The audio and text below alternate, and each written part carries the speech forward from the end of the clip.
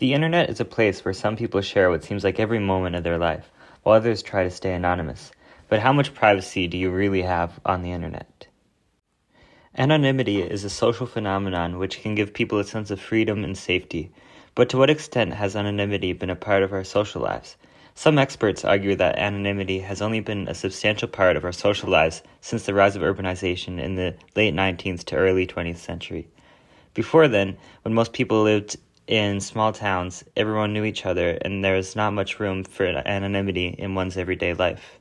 Now, with widespread use of the internet, the debate about anonymity has been brought back once again.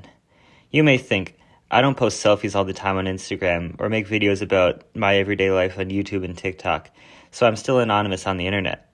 But aside from what you post, think of all the accounts you've made online, all the times you typed in your address, your full legal name, age, gender, credit card information even. All that information is out there on the internet, and the government, companies, or even people with malicious intent can find it.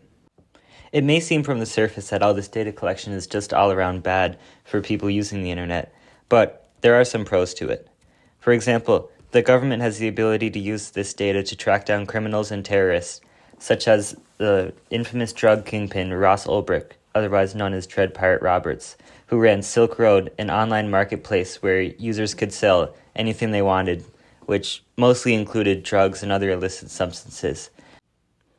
For 2 years, Dread Pirate Roberts' real identity remained a secret, and without the government's access to years of old archived internet forums and posts, the real culprit could have still remained anonymous to this day.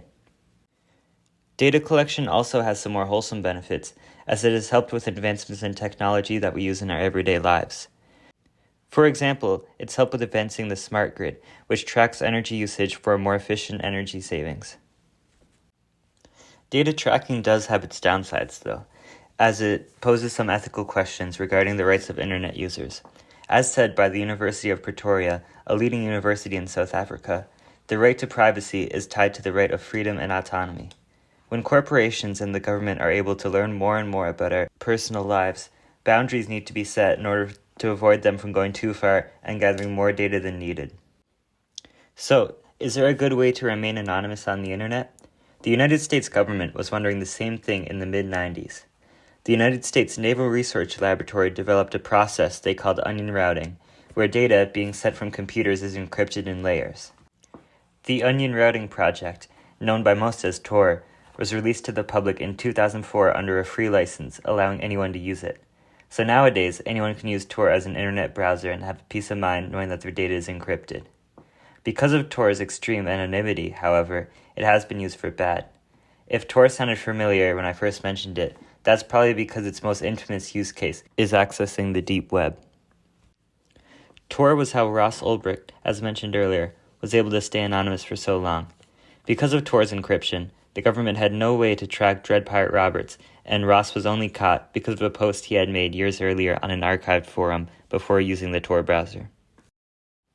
Online privacy has been a topic of debate since the internet was widely adopted and will continue to be as long as the internet is in use. And while we don't want a science fiction-esque dystopia where big corporations can track our every search, we also have seen through Tor the effects of abusing online anonymity. Overall, I believe the best course of action would be government-implemented restrictions on data collection that allow for helpful research to be done using the internet's data while still respecting the private lives of users. Thank you for listening and have a good day.